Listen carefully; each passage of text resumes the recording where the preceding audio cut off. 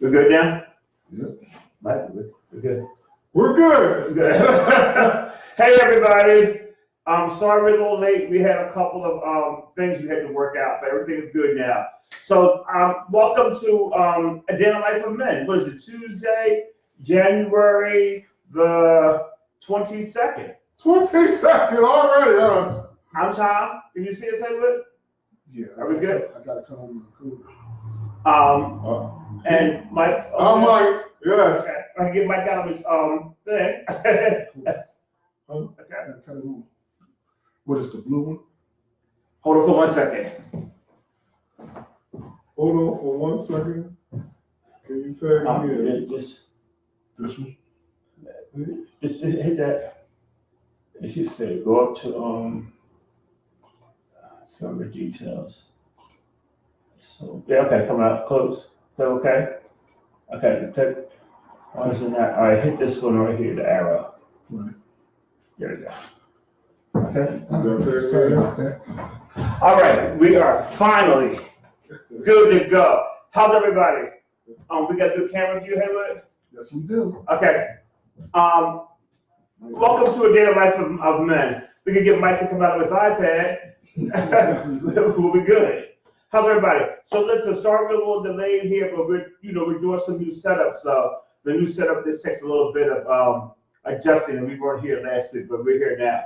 So if you don't know, we started this series when we were on a couple of weeks ago, talking about the importance of building a legacy. Mm-hmm. And a couple of Tuesdays ago, we gave you some tools, we gave you some steps and why it's important for men to build a legacy. So we're going to continue that series tonight. And Mike, I think we might wrap it up next week, or we might wrap it up tonight. I'm not sure yet. Yeah, Okay. We'll see. Tonight's topic is family legacy. Right, exactly.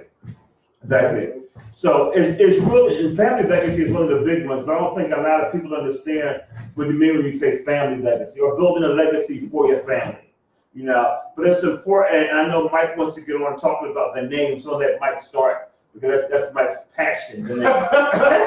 So I'll let Mike start about the name, we'll wrap it up and pull all that. We're gonna put it all together tonight. Right. The name is legacy to me starts with the name. Mm-hmm. When you talk about, again, we talked about the week that we were here, the Kennedys, but the Kings, Mm-hmm. Abraham. Right. Exactly. Abraham. When we talk about Abraham, Mm-hmm. we talk about Abraham's legacy. Right, exactly. He is the father of 3 religions. Right. Yeah. Right. Yes, it is. God says your family's going to be as big as the stars and numerous as the sand and the sea. Mm-hmm. And just by him alone, his legacy was so vast because God showed him something. Right. But God didn't only just show him something; He changed his name. Mm-hmm. Exactly. Yes, he did. Yes, he did. If you will see, he was Abram. Right. When he was just in Chaldees. Right, exactly. But he became Abraham. That's right. Because he had to be a father. That's right, exactly. And see, as we go through this series, and we're going to probably wrap it up next week, Mm-hmm. we have to start with, first of all, the name, the patriarch. Right, exactly. And that has to be the man. Right, exactly. Because the man carries the seed, Right. he carries the legacy. Right, exactly. So as we look at maybe Abraham's life, Mm-hmm. you see how one thing happened to Abraham. God spoke to Abraham, and Abraham obeyed. Right, exactly.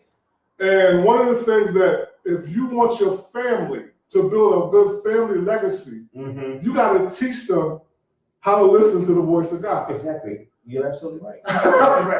Right. And you also have to speak something. Yes. And as the father figure, just like God, who is the father figure, the That's father of right. us, he speaks something to us. The male, the head of the family, needs to speak something to his children, to his right. family. And that speaking is generally giving direction. Right. Like the Lord does with us. The Lord speaks and gives us direction. He gives us vision. Right. He tells us what he wants us to do. And that's how we start building. And this is not only in our personal life, but in whatever we're doing for the Lord, it should be some type of legacy. That's right. And it's the same thing in our family lives. One of the greatest, and it's ironic, yesterday we celebrated Reverend Dr. Martin Luther King's birthday yesterday. Right. What a great legacy right there. Well, Family legacy. Amazing legacy. Amazing, exactly. But it was only because he was the man, he was the father, he was the husband, he set the tone. Right. He started it, he painted that vision, and his wife was so phenomenal that she never remarried. Right. Okay, she didn't break that legacy. She could, and I understand, the more I think about it, it would have probably been kind of hard, although the children could have continued to keep it up. But with her marrying somebody else, that probably would have done something to their legacy. I don't think it would have done something to the legacy, but after you've been to the mountaintop, right, exactly. It's hard to go back to the valley. Right, exactly. You understand what I'm saying? Exactly. You understand what I'm saying? You have one of the greatest, that's right, greatest people right, exactly. who ever walked this earth. Right, exactly. And you were married to him, and you carried his vision. Exactly. And it would be hard for her to carry somebody else's vision. Exactly. Yes, she would have had to find somebody who would be willing to sit there to let her continue to carry that vision. That's right. Carry that legacy. That's why I said, I don't that probably would never work. No. Although the children could have done it to a point where she stayed Mrs. Martin Luther King Jr. until she died. That's right. And the children still continue to carry on that. The King legacy will always be known. Right. It will always be known for what he did and how he passed it on to the family. And that's what we have to start doing. And as men, that's one thing I don't think we are doing. We're not passing legacy things on down to our family, whatever that may be. And the first thing is, we have to teach our kids what legacy is. Right. And what the responsibility of our family. Exactly. And our legacy. Right. It's easy. One of the things I found out about children nowadays is that we don't teach them how to love themselves or teach them to love others. Right. See, one of the things I loved about Dr. Martin Luther King is that he loved people. Right. You understand what I'm saying? Exactly. He had respect for people. Right. He saw people suffering. Yes. He saw people going through the segregation and degradation and oppression. Right. So he used to say, God put something in him, and he went out and did something Exactly. to move a movement. That's right.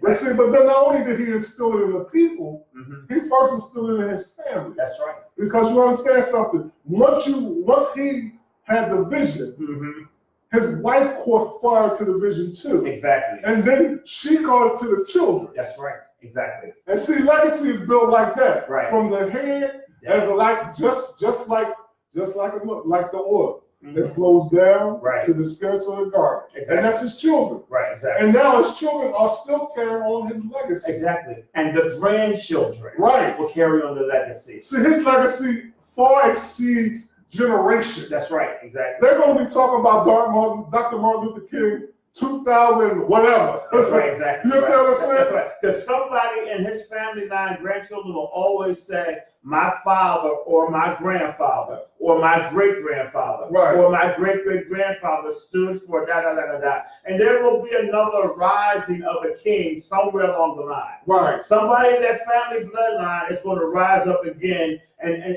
continue to deal with the issues that he was dealing with because they're still here. But one other thing is, they will always go to Washington and see his monument. That's right, exactly. You understand what I'm saying? Right, exactly. See, what a legacy. Now God is, see, one thing I love about God is, if you listen to him, as Abraham did, as Dr. Martin Luther King did, now your name will far see generations. That's right, exactly. And listen, he got a monument in Washington.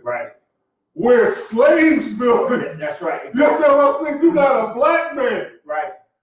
With a monument. That always volume. That speaks volume. It's huge volume. Because that's a rarity. There ain't too many black men with a monument out there front. Here's another legacy.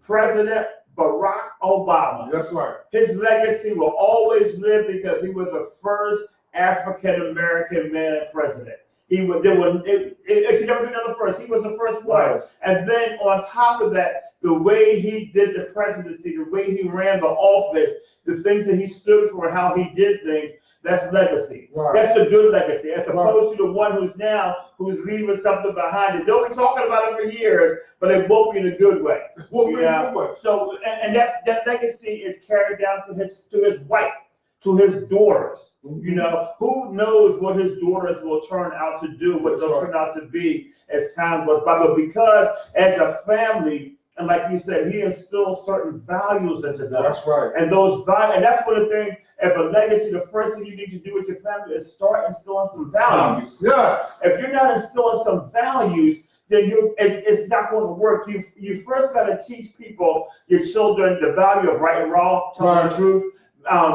being a man or woman of your word. Right. These are all things that are important, because you don't want to leave a legacy behind us being a liar. That's right. You don't want to be a legacy behind us saying you're not dependable. Right. You know, because people will quickly talk about what you're not as opposed to what you are. That's right. So therefore, these are the things, and like you said earlier, like, we're not teaching our children these things. Right. You know, our generation is not coming, we're not teaching them the value of legacy and to be, you know, the hard-working individuals. You know, our parents taught us, you know, the generation of now, but our parents taught us, get a good job, get a pension, and work there for 20 or 30 years. Right. That was their legacy to us. Right. That was their way of ensuring that we would be taken care of. Right. That we could take care of ourselves. You get a good job, you work that job 20, 30 years, if we got a pension, you stay at that job. Right. And a lot of people did that in spite of might have wanted to do something else. Well, I understand that the times have shifted and people are more amped to want to go out and do their own thing. I don't have anything against that. Right. But at the end of the day, that instilled some value in us.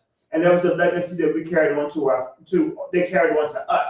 It was one of the ways they carried it on to us. So it's important, and I keep saying, but it's important for men, we set the tone. Right. You know, if we're not setting the tone of expectation, and for our sons, and this is where it goes back, teaching your son how to be a man. Right. You know, that's legacy. If you're not teaching your son how to be a man, then you are not leaving him a good legacy. You know what? I love this commercial.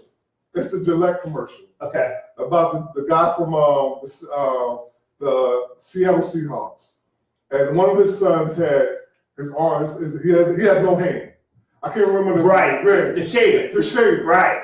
I thought that was such a great commercial. Exactly. It is. Because you've seen a father teaching his son something. That's right. You understand what I'm saying? Not only seeing a father, you've seen an African American father. That's right. That's right. Instilling something in them, teaching them something. Right. Because, you know, we as men don't think the little things matter in legacy. That's right, exactly. You understand what I'm saying? And sometimes it's the little details. That's right, exactly. It's not always the big things. Right, exactly. You understand what I'm saying? And people always look at the big things. That's right.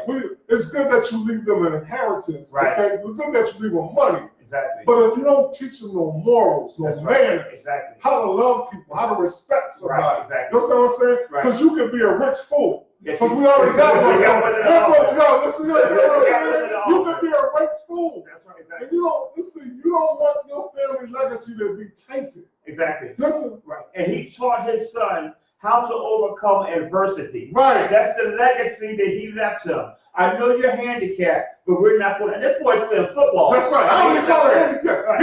He just got a little disability. He got that little disability. That's it. But he taught him, we're not going to sit back and feel sorry for you. We're not going to let you feel sorry for yourself. The expectation is still that you will give it everything you have. Yes. He left that young man a legacy that he will pass down to his children that always said, we don't have time for that. Yes. Because if I can do it with my little disability, then you can do it with yours. That was a great pickup for Seattle too, because his twin brother played. Right, exactly, right. But his father. Yes. He started it. Yes, he did. He instilled and strengthened him. That's right. This is what you want to do. That's right. That's right. He instilled strength and a confidence. Yes, he did. See, you can't build a legacy if you're not confident. That's right, exactly. If you have no strength, and when the going get tough, you're gonna fold. Right. You know, you're not gonna build. Your legacy is gonna go there. Exactly. But see, what I loved about that is this: I see you. Right.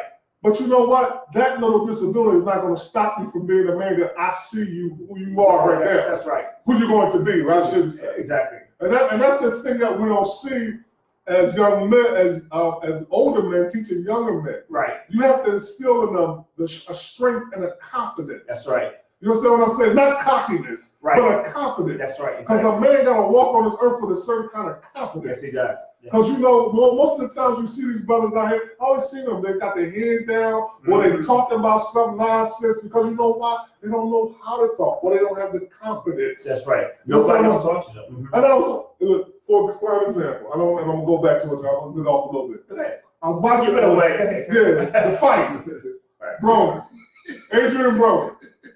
Let me tell you something. I have never seen, don't usually talk about black men like this. I've never seen a person that come on TV who have a platform. You're a boxer. You're not just any kind of boxer. You're on a pay-per-view event. You understand what I'm saying? And what you say out of your mouth speaks volume. Right. Yes. So you getting up there talking, you talking like an 80s rap star, a gangster rapper from the 80s. Right. He ain't really talking that way. He's sounding like a fool. Yes. That's what I'm saying. Right. But what kind of legacy are you leaving your children? That's right. You understand what I'm saying? Because you know all these things are archived. Right. That's right. You understand what I'm saying? This ain't something you just, you can just erase. Exactly. You know what I'm saying? When people look at you, when they looking back in the day, back years from now, and they look back and they see you on what kind of talking was he talking? Exactly. You see what I'm saying? Because you see, part of your legacy is your voice. That's right. Exactly. Dr. Martin Luther King had a voice. He reached people. He touched people. That's right. And if you want to build a great legacy, you got to speak with like you have a voice that means something. Exactly. You're right. And we don't. And I feel like nowadays people are just talking to be talking. Talking loud and saying. Even some of these people who call themselves so-called, or what you call these people, speakers. No, not you. But you're right. But I hear a lot of these people come on TV or they come on. I see them on YouTube and all this other stuff. What are your voice saying to people? Exactly. What are you leaving with people? Right. Are you leaving with confidence? Are you leaving with a chance to just, I can make it today? Right. I can get over my obstacle. Exactly. Because you know what? After this is over, I still got to go out here and build a legacy. Right. Exactly. And you make a good point. See, we have to stop first looking at legacy as things that can be seen and look at legacy as the things that cannot necessarily be seen. Right. And when we start talking about building legacy of business and all those finances, those are wonderful. And we're going to get to those. But before we get to those, we really need to deal with the internal things. Right. And this is why we're talking about the family first. Because once the family becomes cohesive and is on the same page, then you can move to the next level. Right. We're so good to put the cart before the horse. Right. We jump to the big thing, but we haven't really addressed the main thing yet. And as men, we really need to be that person, be that figure in our families. And let me say this to you guys, even if you and your wife or your baby mama, even if y'all not together, it is still your responsibility to put some type of legacy in your children. That's right. When you have them, if you have them every other weekend or however you have them, it is still your responsibility to build some type of legacy in them. And that type of legacy is you starting off with morals and values. That's right. That's what you instill in them, because that is a form of a legacy. Because now when your children go out in the world, they know how to treat people. Right. And that's what you want to be concerned about. You don't want to worry about somebody says, well, your child, you're like, my child wouldn't do that. Right. Because because you've taught them right from wrong. You taught them how to be respectful. When we grew up, those were the things that were instilled in us. Right. We didn't act the fool when we were out with the neighbors. We didn't do all that kind of nonsense. And because society has said now that they've taken so many rules that parents can't discipline their children, and you can't do this, but yet they'll be the first ones going to discipline you. The police brush aside your head and throw you in jail. That's right. So therefore, it is a common. I don't care what the law says. I'm not for child abuse. Don't get me wrong. But I'm for child correction, especially when you've got young children, because they are the ones that need to be corrected. Because if you let them start doing and talking and doing what they want to do at a young age, by the time they get teenagers, you will not be able to do anything with them. You won't be able to do nothing with them. Exactly. Because you know why? Because you ain't instilling anything in them. Exactly. Right. And see, that's the thing. Another thing that we have to think about when you talk about legacy, and I said it before, is respect. See, your children have to respect you. Right. Exactly. And then they have to learn to respect others. That's right. And see, part of your legacy is this. You're going to respect the man of the house. Because he's the first authority figure in your life. That's right. Supposed to be. That's right. The first authority figure in your life. Right. That's why it's so important, men, that you speak things into your young women and your young men's life. That's right. You understand what I'm saying? It goes with, you have to have a voice while they're growing up. Exactly. Even if you're not in the home, you still have to have a voice. Yes, you do. Because yours is the first, until they hit their teenage stage, yours is the first voice they're going to hear and listen to. Because trust me when I tell you, when they get 15 and 16, your impact on their lives and them listening to you will diminish a little bit. That's right. For a phase there. That's not necessarily a bad thing. It's just now they have outside influences. Right. So you need to have their ear as early as possible. So by the time they get 15 and 16, you can still those values. So when the guy said, we're going to go drinking, like, oh, I'm not doing that. I'm not doing You know, we're going to go do some drugs, I'm not doing that. You know, we're going to act up at school, I'm not doing that. No. You have, it's so crucial from the day the child was born, you need to speak life into that child. And let me tell you something. Scientists say a baby can even hear while they're still in the womb. So that's why it's good that even when the baby's in the mother's stomach, you are speaking to the baby. That's right. Because you know why? Because the child will remember your voice. That's right. Exactly. And see, that's when you build legacy. What you said about the drinking and stuff like that. See, what you say to them, they will remember what you said. That's right. My father told me, why am I going out here acting like a fool? You understand what I'm saying? Because my father said this is wrong. That's right. My father said this, don't do this. Don't do that. That's right. You understand what I'm saying? You spoke something in him, and it's in his memory bank. That's right. Even far after you will leave this earth, he has grandkids. Right. You understand what I'm saying? He will still, he's being a father. He'll still remember what you said. Some of the things that my grandfather said to me, I still remember to this day. That's right. I can hear his voice saying it to me. Exactly. You understand what I'm saying? Right. We are the products, whether we want to believe it or not, 90% of how we were raised. That's right. Whether we own up to it or not, good, bad, or indifferent. Now you got some children who, you know, parents have done a great job and they bumped their head anyway. Right. But even them, they bumped their head, but they knew it wasn't the right thing to do. That's right. Okay, so parents, don't beat yourself up. If you raise your child right, they still acting fool, they'll come back. They'll come back. Because you got some who do that. But at the end of the day, it's your responsibility. That's the first legacy that you're leaving to your child. You're speaking to your life, into their life, and you know, especially to your son,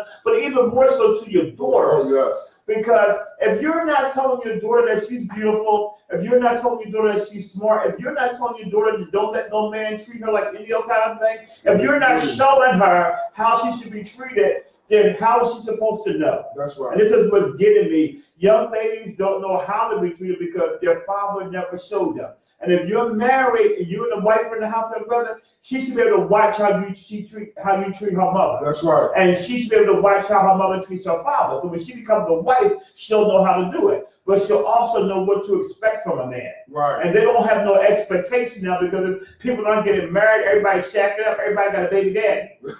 And that's the legacy we're leaving behind now. We all got baby daddies. You know, that's not a good legacy, I'm telling you, because when you know, the mother had a child out of wedlock, the daughter's got a child out of wedlock, and now the grandchild.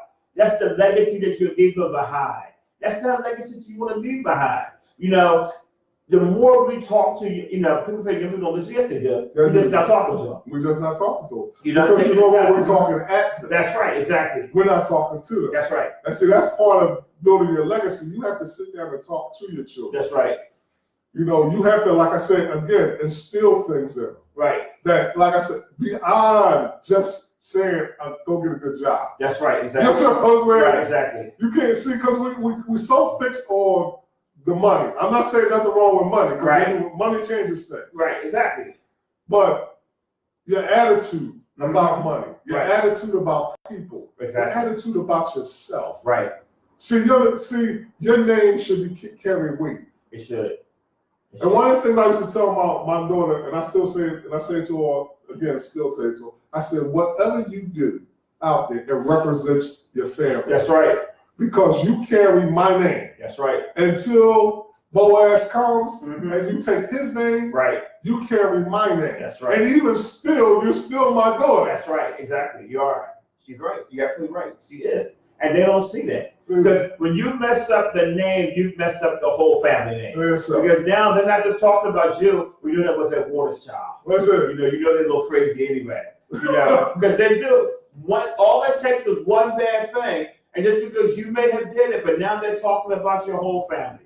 You know, they're tying it in. We know they didn't raise them right in the first place. I've heard it so many times before. Parents and everything they can do. That's right. But you do one thing. So it's important.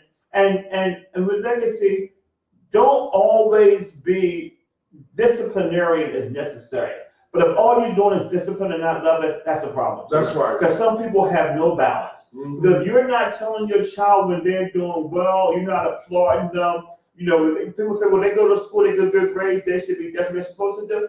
Yes, it is what they're supposed to do, but applaud their effort. That's right. You know, because going to school now is not like going to school when we were going to school. There's a whole lot of things to deal with now. You got the bullying, you got the crazy math. I'm going to say that all by itself will wear me out. So, but I'm just saying, if you're going to speak positive, if you're going to tell them negative, make sure you tell them positive as well. And you got to leave them with a positive legacy so they can have a positive vision of themselves. That's right. And I think a lot of young people, like you said earlier, like are walking down the street, or people, their heads are held down because they don't know who they are. They don't know who they are. They have no identity. And that's the thing with having a father. Right. You have your father established identity. That's right. Because they identify you with your father. Exactly. You know what I'm saying? They will always say Camille Richardson is Michael Richardson's daughter. Right. That's right. You understand what I'm saying? Right. Because they know her father. They've seen her father in her life. Right. That's what I'm saying, men, today. If you want to, if you just go back, even if you messed up. That's right. That's what I'm saying. Even if you're messed up, right? Go back and reestablish relationship. You understand what I'm saying? You can change legacy, right? From a bad legacy to a good legacy. Yes, you can. You know what I'm saying? Because if you're willing to go back and say, first of all, I'm sorry, I made a mistake. Right. I wasn't there, but see, the next generation is coming along, and I would like to be a part of it. Exactly. Just allow me to be a part of it. That's right. You understand what I'm saying? See, because your children and your grandchildren have to see something. There has to be a pattern. Right. I love one of my favorite scriptures in the Bible is in Joshua. He said, "For me and my family, we shall serve the Lord." That's right. You see, and the first thing is me and my family. That's right. Exactly. That's right. Because it has to be that way. It does. He set a legacy standard right then and there. So regardless of anything else, me and my family, this is what we're doing. That's what we're doing. This is the legacy that we're building here. People will know that we are serving God, you know. And this is a good question to ask yourself. Like, what are you known for? What is your family known for?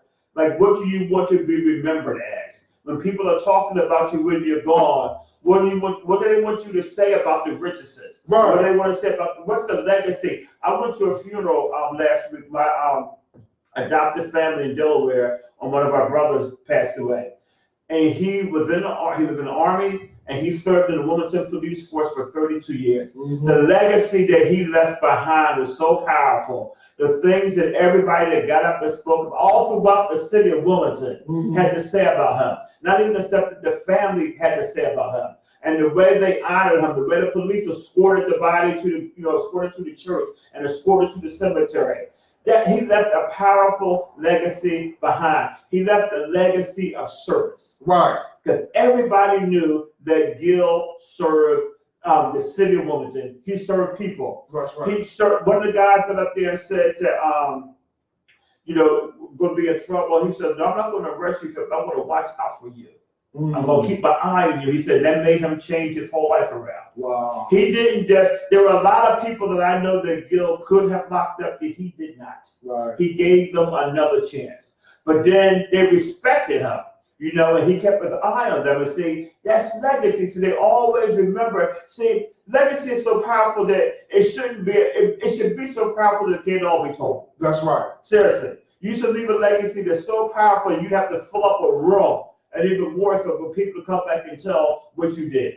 And I'm not talking about the financial. I'm just talking about the personal, your kindness, your service, your ability to listen, your compassion for people. All those things are types of legacy. Even if you never build a great building or have a great business, or if you were known when you leave this earth as a person of compassion. That's right. If that's the legacy that you left behind, that there was a compassionate person, I can always go to that person, then you've done something well. It's just like somebody in the community when they die. Right. And they've been a block captain or they've been a representative for that neighborhood for a long time. Right. And you always hear them, especially when in your ministry, and you go to funerals, and you hear people talk about the kindness of a person. That's right. He was always there. Right. He did everything he could for this community. Exactly. You understand what I'm saying? See, you want to build something like that. That's right. You want people to leave this earth and leave nothing. Exactly. Because matter of fact, when you about to close your eyes, you want to have no regrets. That's right. I did everything that I could do. That's right. I served my family. Uh-huh. I served God. Right. I served the people of God. That's right. Exactly. You understand what I'm saying? Because I want my legacy to go down like this. I don't want my name never be in lights. Right. Exactly.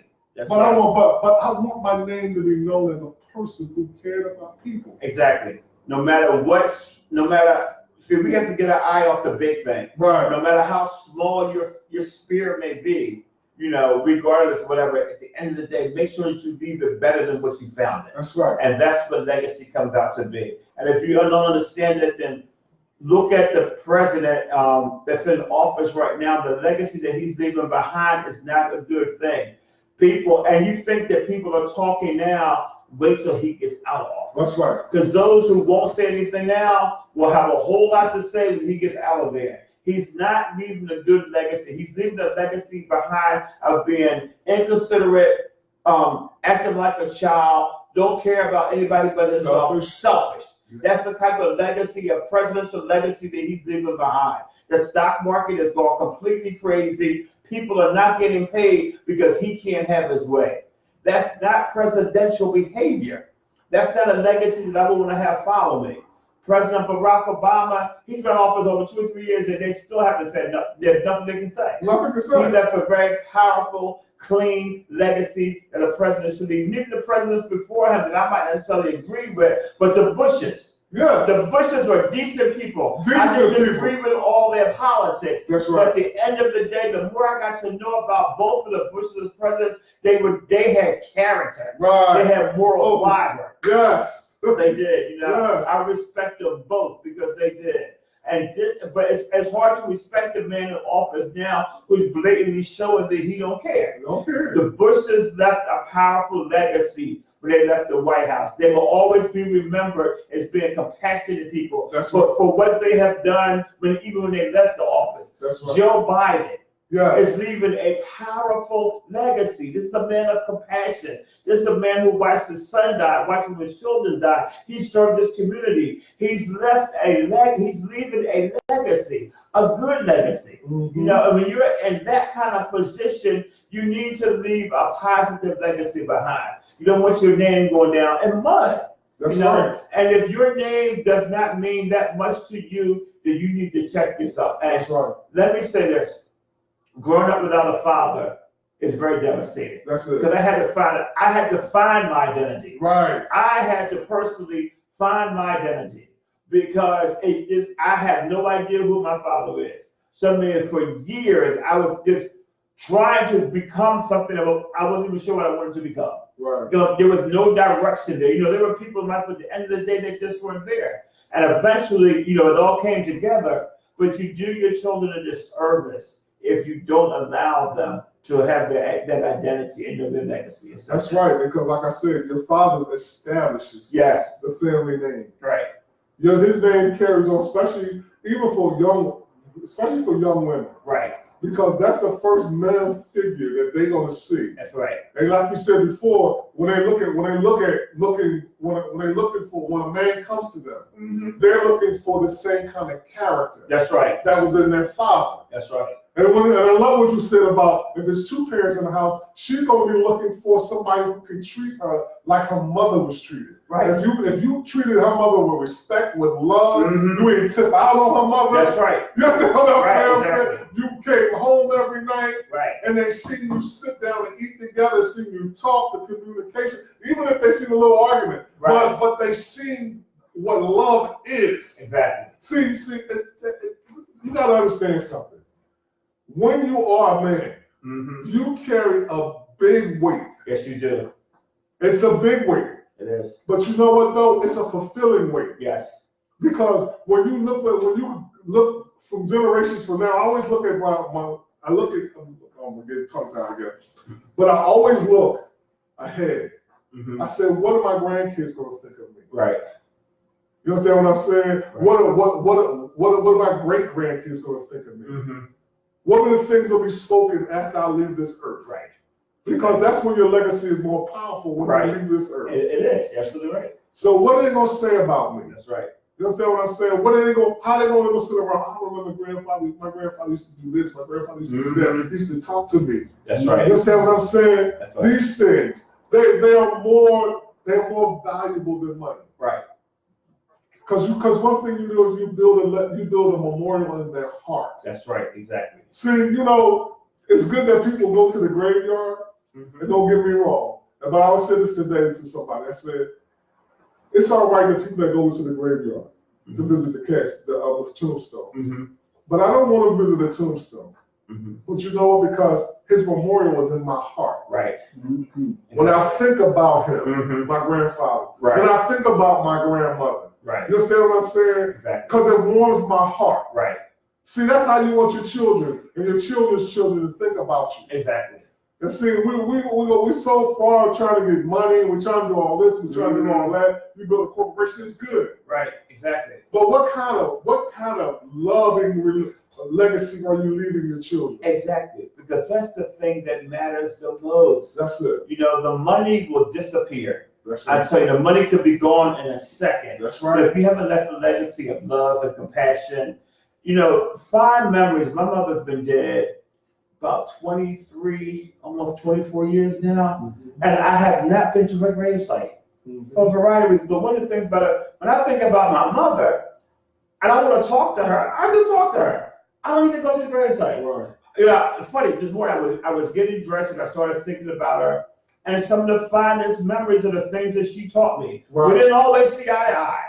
You know, we had our moments, but at the end of the day, a great portion of the man that I am today is because of her. Right. Because my mother taught me how to persevere in the hardest of times. That's right. I didn't realize it then, but I understand it now. Amen. You know, seriously. Amen. I understand it now. So therefore, that's the legacy that she left behind me. In addition to my love of clothes and my love of music. You know, but the real valuable stuff. You know, she taught me how to be a decent human being. You know, she taught me how to be able to make it. My mother said, if you keep $5 in your pocket, keep $5 in your house with some eggs and butter, you'll be okay. That's right. And I'm sure you have survival tax. She taught me survival. Yes, sir. She did. She taught me how to survive. And we're not instilling these things into our children.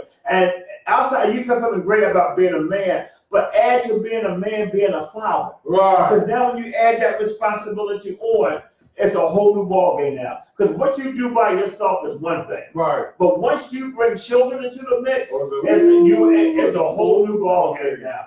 And you have the potential to do good or to do harm to those children. That's right. By your actions. Because they're watching what you do. If you're running around on the children's mother, it's a likelihood that the son's going to run around on her. Or the daughter's going to see that and get a guy that runs around on her. Every action that you take, children are watching. You know, unless you get the man and say, you know what, don't do that, I was wrong when I did that. You know, but we don't own up to our wrongs. So we have to wait 20 and 30 years. And by that time, the child probably made a mistake or two. If you just owned up and said, you know what, that wasn't right how I handled that. We've got to leave a legacy behind that is of value. And before we start talking about the financial and the business and all that kind of stuff, make sure that you're in tune to the most important legacy. And that's the one where you're teaching the children responsibility, you're teaching them love, you're building their character. That's right. Because once you build their character, give them that firm foundation, then everything else will start falling into place. Yeah, and then as the father, one thing about a family legacy is you do have to instill a spiritual legacy in that family. Oh, yes. You understand what I'm saying? Yes. It starts with the head. Right, exactly. Because if you know Jesus, you want your wife to know Jesus. That's right. You want your children to know Jesus. That's right. You want your children's children to know Jesus. Right, exactly. You understand what I'm saying? You want to be like the Israelites. That's you understand what I'm saying? One thing they said, they put the word of God on their head, their foreheads. Right. You understand what I'm saying? Because that's so they can remember the word. That's right.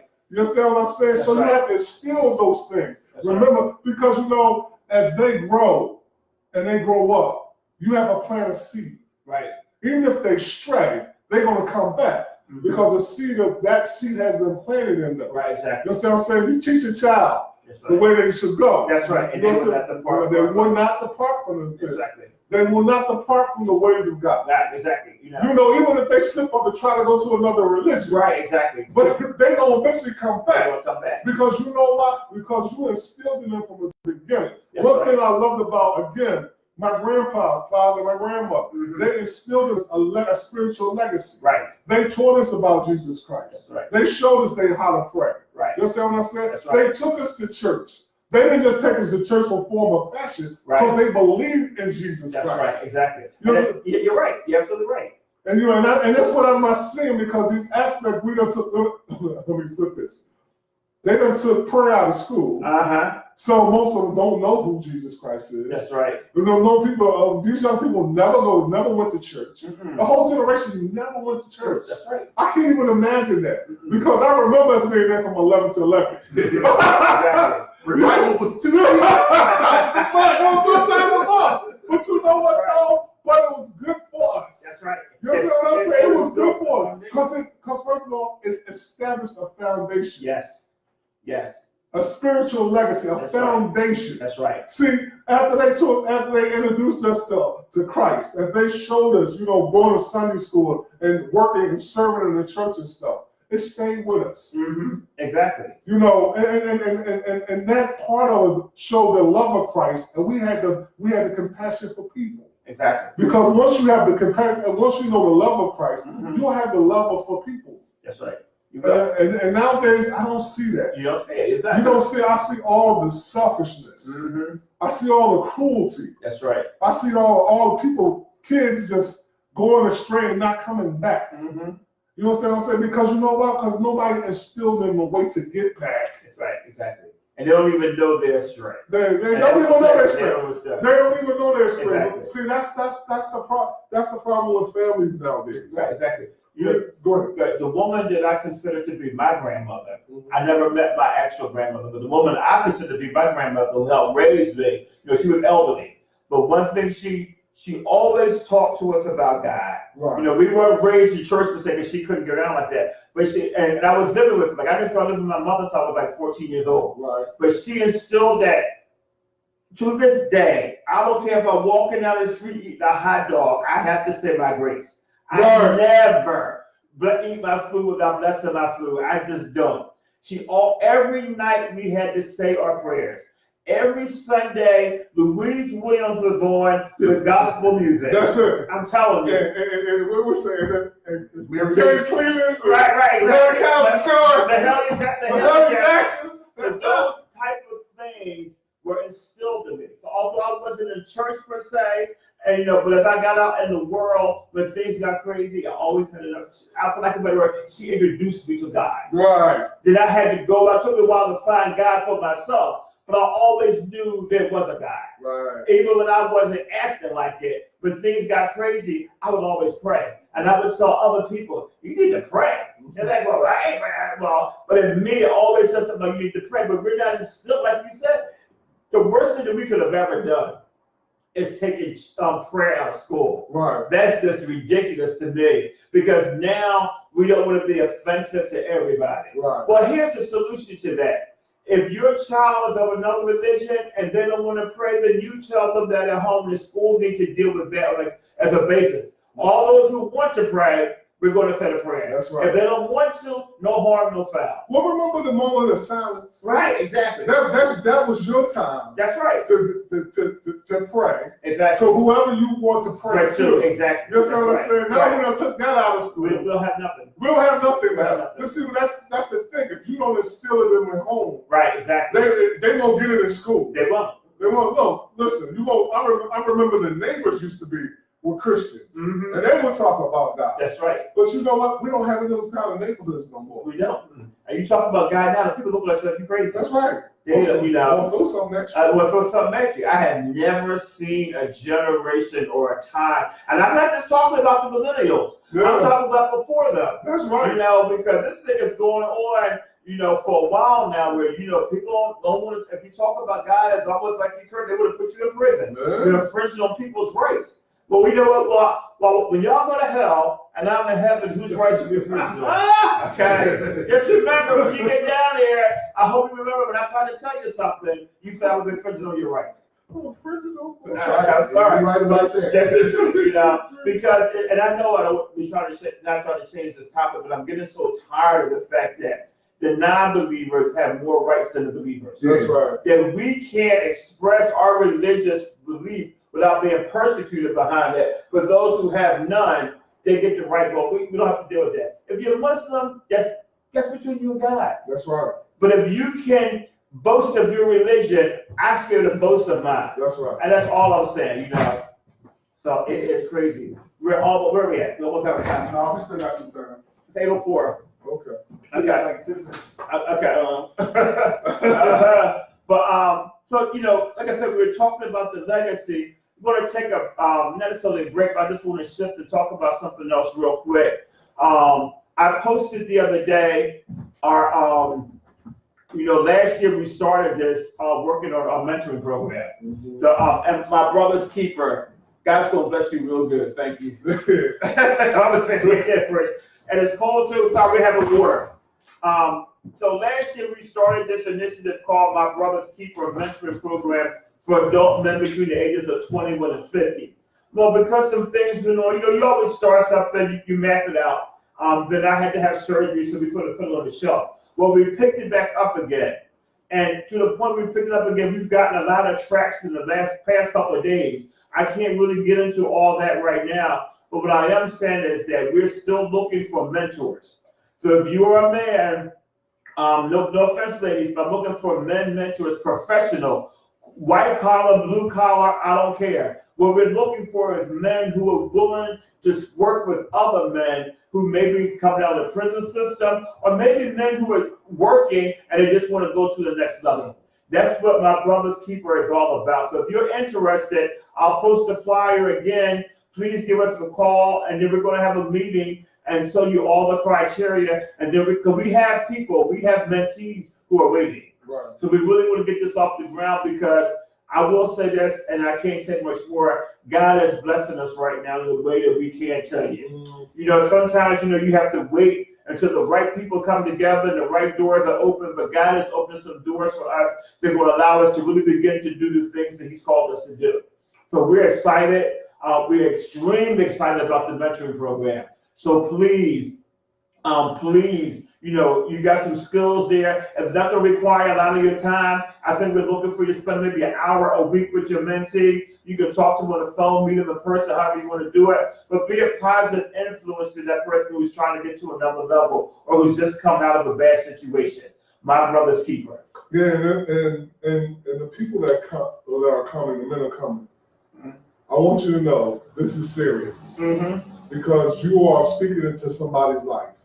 That's and right. if you don't feel, you know, I know sometimes we do things out of emotion, and we want to join something because it's a good cause. Right. We want you to more than just join. Exactly. Because we're dealing with lives. Right. Exactly. And we want you to make sure that you understand that this is important to us. That's right. And it should be important to you. That's right. Exactly. So if you want to be a mentor, come with the right mindset. That's right. If you don't have the time, don't do it. That's right. Because it requires time. Thank you.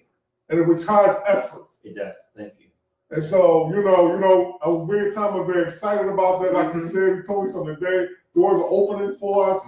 They are truly opening, but we don't want these doors to shut either. Exactly. That's so right. we need serious people. Right. Exactly. And if you are want to be a mentee, that means you need a mentor. The same thing applies to you. That's right. Because people are given of their time. And if you're not going to take the time to listen to what they have to say and follow the advice and be where you're supposed to be, then please don't sign up. Because what we will do is we will shut that relationship down real quickly. That's right. Because we're not going to have the mentors wasting their time and you're not protecting and doing what they're asking you to do. So this is a part of the Men with Vision legacy. Right. This is a part of the legacy that we're trying to leave behind. And this is a very unusual program because of the fact that there's not another mentoring program out here really for adult men. Right. There are a lot of mentoring programs out here for young men. But I'm talking about men, some of them who are successful, some are trying to get you to the next level. Let's be honest, guys, we could all use some help somewhere along the line. That's right. You know, in our lives, in our personal lives, you might even need help in your spiritual life. Let's say you're a man and God has called you into ministry. Well, we're going to have, I'm believing we're going to have some pastors or ministers who can be there to mentor you, right. Tell you some of the things that you need to be, you know, how to get yourself prepared for that. But it's serious business. We're not doing this because, like we said, some doors are opening up, so we're taking this very seriously. If you're not serious about it, please don't sign up. Yes. Either way, mentor or mentee, because we don't have the time for that. It's not fair to those who are. And in addition to that, we're going to be able to now to do some of the workshops that we've been wanting to do. Because like I said, I'll be able to tell you soon, doors are opening up. So, you know, it's been 6 years, but it's the time now. You know, and like I said, every good work, when God calls to work, you have to work within His time frame. That's right. And one thing God is looking for is faithfulness. And the one thing I can say is that we have been faithful. We have stood our ground. We have done what we're supposed to do. We have stayed on point. And I believe that God is rewarding that now because He knows He can trust us. So we're excited. So please be excited. So that's the big thing. Next thing.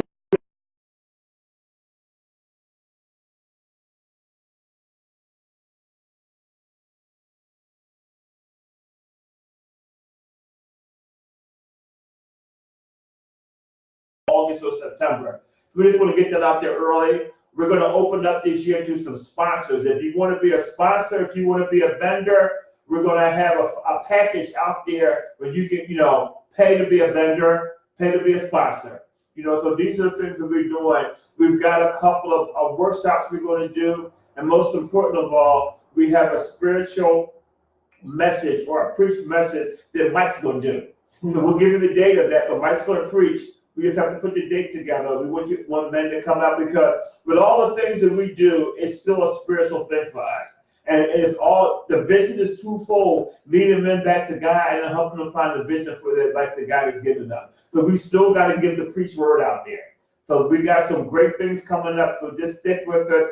But 2019 is definitely shaping up to be a good year. Mike? Yeah, a great year.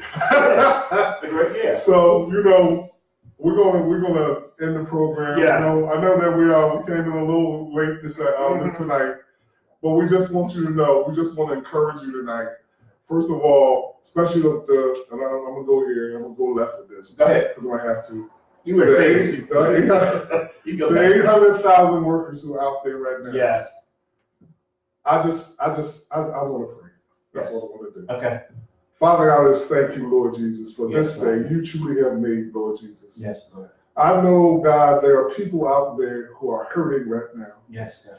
who are worried where their next paycheck is going to come, where their next meal is going to come, where their next child's tuition is going to come, Lord Jesus. Yes, Lord. But Lord, I know that you are a provider. Yes, God. And I know regardless of who thinks he's in control, Right. Father, you are in control of every situation. Yes, Lord. So God, by the name and by the power of Jesus Christ, Yes, Lord. I pray, I beseech you, Lord, Yes, Lord. that you tug on the heart of this man, God. Yes, Lord. You have the king's heart in his hand. You can turn it any way that you want. Yes. Because people right now are suffering, God. Yes.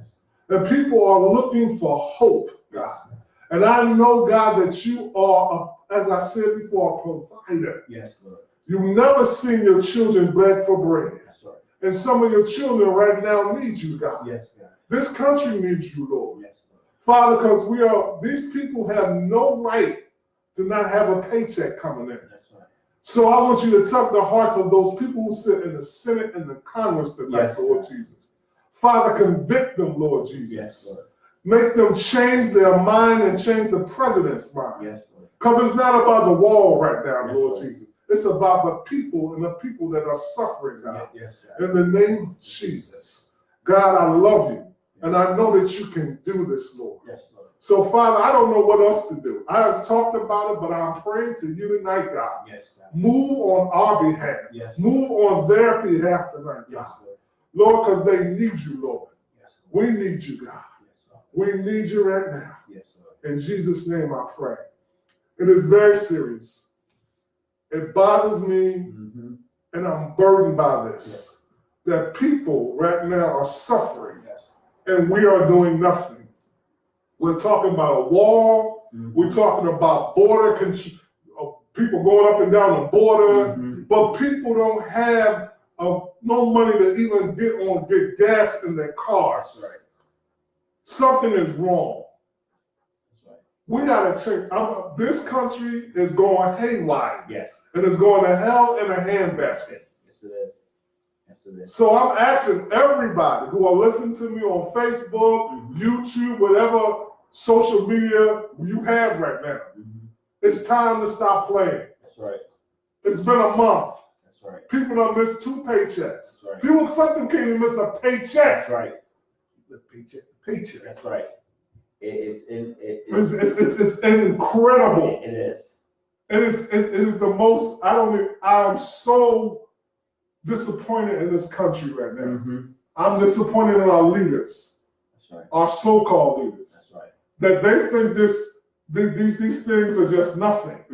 While they sit there and get a paycheck for not doing their jobs, because they're not doing their job. They need to get into a room, shut, and don't nobody leave until we figure this out. But at the end of the day, we need to open the government back up first figure everything else out after that. Because that is the most, because you are putting people in jeopardy because the mortgage companies and the landlords and the utility companies are going to wait for so long before they start evicting people. And people are going to get further and further and further behind while the people who sit up there in Congress and in Washington are steady getting a paycheck, be able to pay their bills. This is the most ridiculous thing for a president who said before we became president that there's a government shutdown, this shows mismanagement. You're the president of the United States and you are holding people hostage because you can't have what you want. And Nancy Pelosi, while I understand where you're coming from, sweetheart, do us a favor. Let's get this government open up right now. Somebody's got to make a move here. That's right. Okay? Somebody's got, you can't have 2 stalemates sitting here and neither one of you want to budge.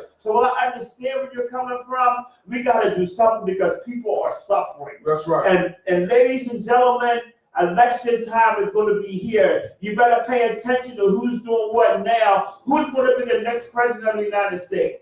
Because all these things are happening now to show us we need a viable candidate. That's right. Democratic candidate or even a viable Republican candidate. But we need a viable candidate. We need somebody with some sense. We need somebody with some common sense.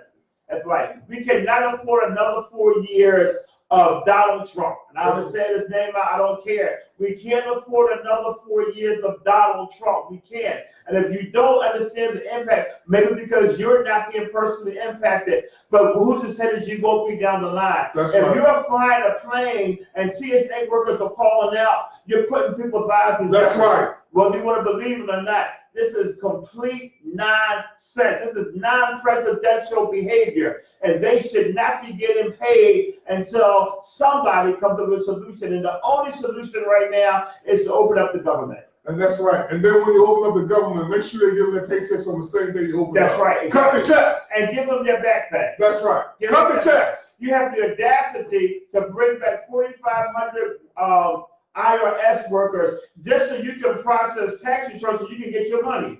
This is not about anybody. It's not about us. So the government can get their money. You are wrong, Mr. President. You are wrong, Speaker of the House, Congresswoman, all y'all. You're stalemated. This stalemate can't go on. Mitch McConnell, you need to get a clue, sir. You need to get a clue. You need to open up the government. Stop being a flunky for the president. This is ridiculous. People are hurting. It may not impact you, but people are hurting. Open up the government. That's right. Give these people their paycheck. Because you know what? It's too long. It is. This is ridiculous. It is ridiculous. It's cold out here. It's cold out here. People can't buy heat. They can't buy gas. It's 20-something degrees and below out here. People got no pay. TSA workers don't make no money as it is. That's right. So how? And then there was one guy in the news. Him and his wife both work for the government. They're both not getting a paycheck. Come on.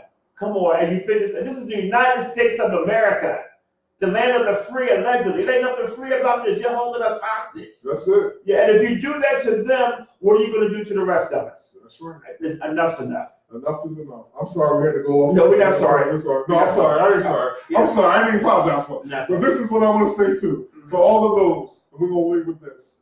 Those who don't know Christ, right? Those who are out there right now, they didn't even understand why I was praying. Because this is on, listen, I don't know what else to do. I done talked about everything that I could talk about. Exactly. But for those who didn't know who I was talking about, tonight I want to lead you to Jesus Christ. Amen. Because we never leave a program without giving you the royal invitation to be a part of the family, to part of the legacy of Jesus Christ. That's right. Look, the first thing you have to do is realize this, that I'm a sinner. See, I always say we start with the first problem first, and then ask for forgiveness. Ask him to come into your heart. Ask him to be your savior. Yes. Lord, because he died for you. That's right. He got up on the cross. That's right. And he died for you. That's right. The second thing is believe with your heart, your mind, your body, and your soul that God raised him from the dead. Yes. Raised him from the dead. Yes. That's a remarkable thing. It is. It is. And still to this day, I am so bewildered and bewild that he got up. That's right. And first of all, he died for us, and then he got up. That's right. And now he's sitting on the right hand of the Father. So tonight, if you believe that thing right there, that he got up for you. That's right. That he had that much love for you. That's right. Then you're going to be saved. Because you know why? Because you're going to let him into your heart. That's right. And then when you let him into your heart, that's the greatest thing you could ever do. Yes, it is. See, one of the things is salvation is free. That's right. It don't cost nothing. Because at the end of the day, it's rewarding. That's right. Because God will give you things. Yes, he will. He will open up doors for you. Yes, he will. Maybe your life might not change that day. Right. It might not change that hour. That's right. But let me tell you, if you keep walking with him, your life will change. Yes, it will.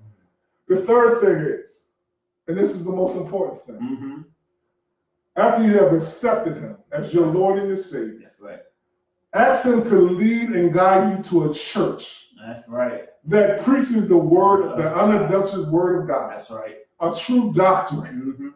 Not this stuff, this crazy stuff people going up. Let God see. Ask God. See, if you ask God to plant you in a church, it's better than you deciding what church you want to go to. That's right. Because when he leads you there, he's going to lead you to greener pastures. Yes, he is. And see, that's the problem is we get saved, and then we forget. We still have to pray for him to send us to a place where we can flourish. That's right. See, because once you get planted, you start serving. That's right. And then you start seeing the benefits of service. That's right, exactly. The benefits of being connected to a body. That's right. To a man of God, to a woman of God. That's right. Who can speak things into your life. See things that you can't even see. Things that you can't even see. So tonight, I'm just saying, if you did all these things, right, welcome to the family. That's right. Welcome to Jesus Christ's legacy. Yes. Because that's his family legacy. That's right. We are his family legacy. Yes, we are. And you got to understand that. So tonight, I'm excited. Yes. I'm happy. Yes. Because you know why? Because you know what? Because I'm living in the bosom of the Father. That's right. So tonight, again, if you're out there, please turn your heart to Jesus Christ. That's right. I don't know. So for tonight, I'm feeling. I don't know what it is. I feel the Spirit of God tonight. I know that prayer out of nowhere, but I had to pray for the people because you got to understand something. It's a burden on my heart to see people suffer. Yes. And tonight, I really want to speak to you. We already spoke about it, and I'm gonna leave it at that. But pray for your brother. That's right. And your sisters. That's right. Especially for those who don't have a way to make a way. That's right. And if you can help make a way. Yes. I will say I'm watching people do things. That's organizations do things. And this is how you know that God is still in control because he's making a way. But at the end of the day, it needs to be taken care of. That's right. You know, and if nothing else, if you can't do anything else but pray, trust me, that's a very powerful That's weapon. right. You know, and so we've got to, but we can't allow this to continue to go on without saying anything. That's right. And people don't want to hear, but the end is near. That's it. He is soon to crack the sky. I can tell you, sure, that sit here, know my name is Simon. Yes, Lord. He's coming soon. You don't want to be caught not ready. You don't want to be caught unsafe, because when he comes, he coming quickly. And for those of us who are still on the earth, we're going on up. And for those who are sleeping, he coming to get them too. Don't be left behind. That's right. You don't want to be here in the mad, because you think this is madness now. Oh, Yet. you better read Revelations. You better read the book of Revelation. Now I'm gonna tell you something. You think Donald Trump is bad? Oh, Let me yes. say, the true Antichrist is going to really be something.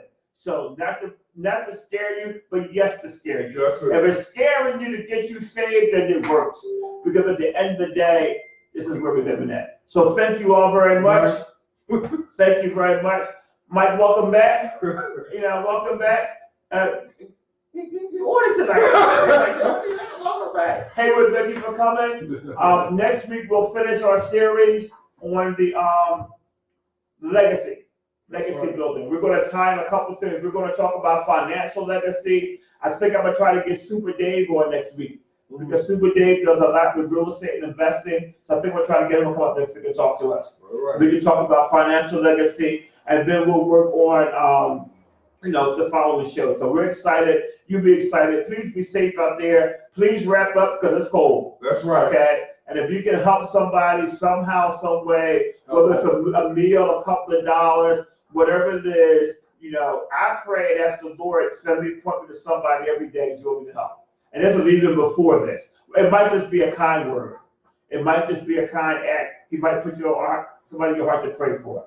But we got to help one another right now, because they're not trying to help us. They ain't trying to help They're us. not trying to help us. All right. So good night, everybody. Good night, everybody. Talk to you next week. All right.